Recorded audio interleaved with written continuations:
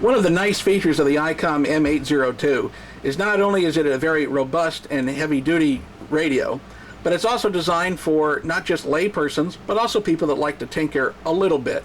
It does not have the functionality of a full-fledged, high-tech, expensive amateur radio transceiver, but it does have the capability. You'll notice that I said it doesn't have the functionality, but it does have the capability. That means that ham radio operators like to fiddle with a lot of knobs and buttons and have fun and make their radios do some things. About 99.9% of the time, nobody really needs to do those things, but it's fun anyway. For those of you on a boat, using this mainly on the maritime bands and occasional ham radio communication, this radio will perform all the functions that you need it to do. I'm going to go over a few of the buttons here on the keypad, the function and mode buttons, as well as the DSC buttons as well. We're going to go through this step by step, and we're going to make it a little bit easy for you, hopefully. As I showed you in the introductory video, the power, the volume, the channel knob, and the group knob. I've also showed occasionally the microphone with the push to talk button here. There are other buttons on the microphone. It has an up and down button and a P key. The P stands for program. At least that's the way I interpret it, because you can program this key to perform one function. I personally have mine programmed as what's called voice squelch function. You'll notice when I turn the volume up, you hear background static. I press that one button here, and you'll notice the display has changed, and you'll see SQL on the display.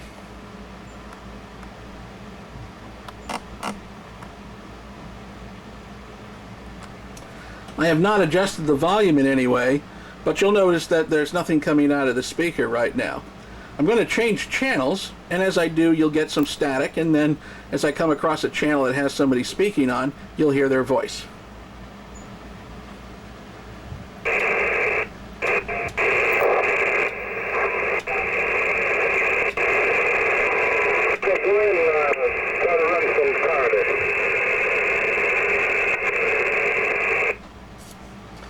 You notice when somebody stops speaking, the voice squelch kicked out. Okay, you are 5 and 9. On the M-802 that might be of use to some of you.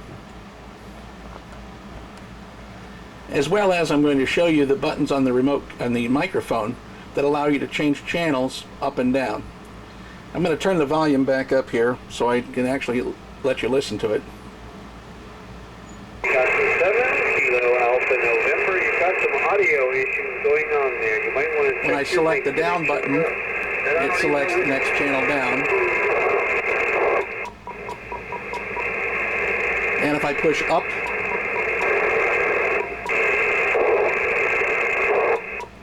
I would select the next channel up or down here. If I hold my finger on the button,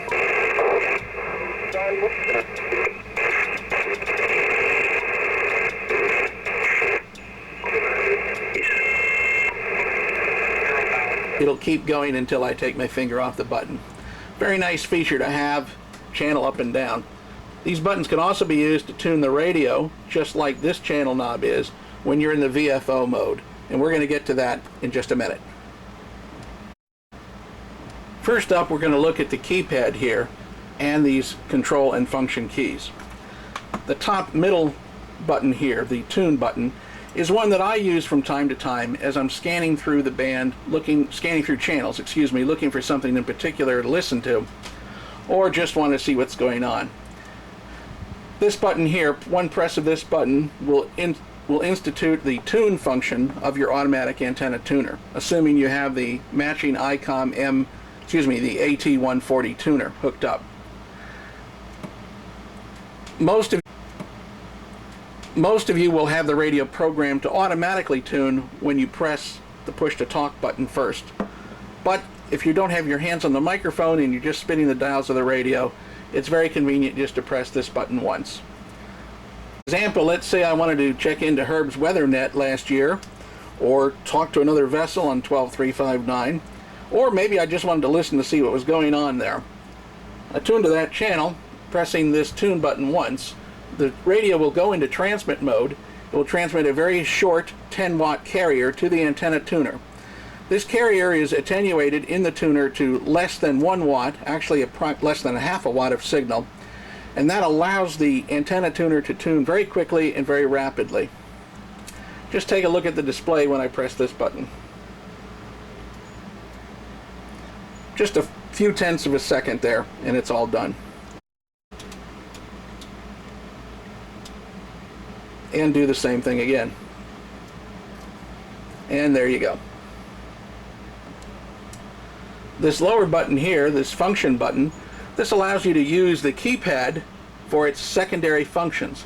You notice the function button is highlighted in red, and you'll notice that above here you'll see red information on these different keys, such as NB for noise blanker, SQL for squelch, scan for scan, etc. So while pressing these keypad buttons right now would select a particular channel number, if I was to hit function, it will select that particular function as well. I'm just going to turn the noise blanker on for a moment by hitting function, noise blanker. You're going to notice when I turn the volume up here in a minute and I select the noise blanker on and off, you're not going to really notice any difference. A noise blanker function is primarily for impulse noise. This is going to come from ignition systems on gasoline engines. It can come from spark or other things from electric motors. It can also come from electric power lines in the neighborhood if you happen to be tied to a dock somewhere. It's not going to do anything, or excuse me, it's not going to do hardly anything for any kind of atmospheric noise. Nor is it going to do much for any kind of radio noise that you're generating on the boat. What I mean by that is if you've got devices on board that are generating interference into your radio, your noise blanker is not going to do a lot for you. So no matter what anybody tells you about digital signal processing being great for noise blanking, it is, but it doesn't do everything. So have a listen. This is the noise blanker on. That's the noise blanker off. That's on. And that's off. The voice squelch function I showed you before by using the P key that I have programmed on my microphone. You'll notice the SQL will light up. The voice squelch function also can work by function 2. Your scan function is something that most people aren't going to use, but it is explained in the manual. The speaker function is something that's very nice, and I'm going to show you that in just a moment.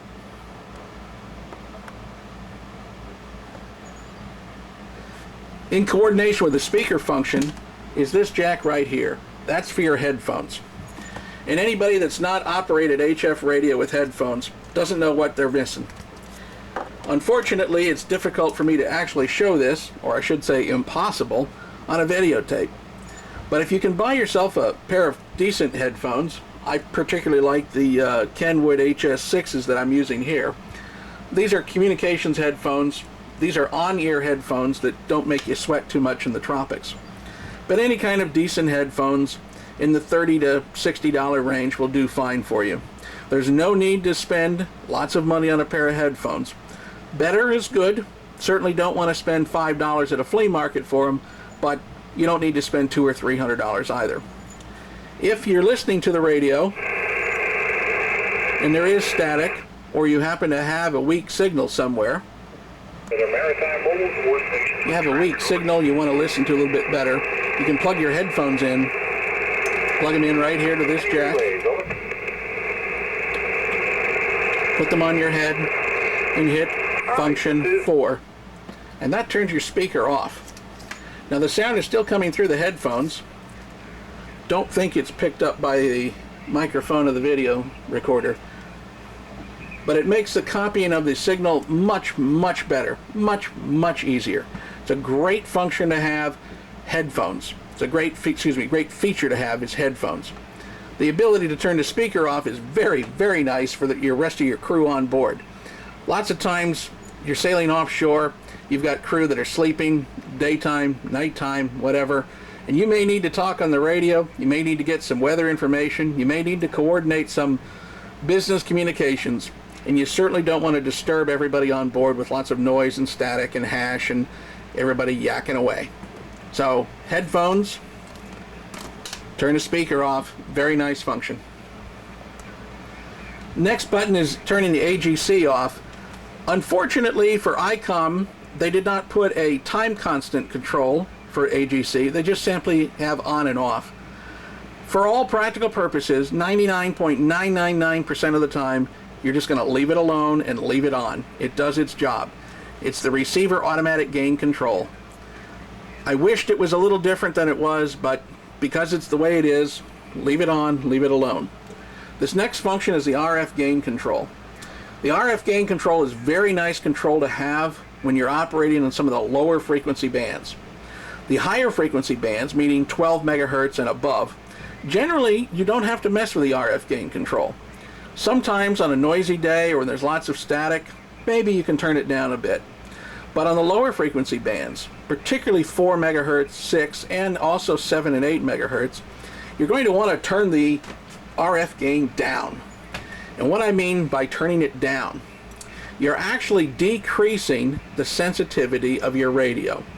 And I know that sounds counterproductive to some people because they say, well, why don't I want the radio to be as sensitive as possible?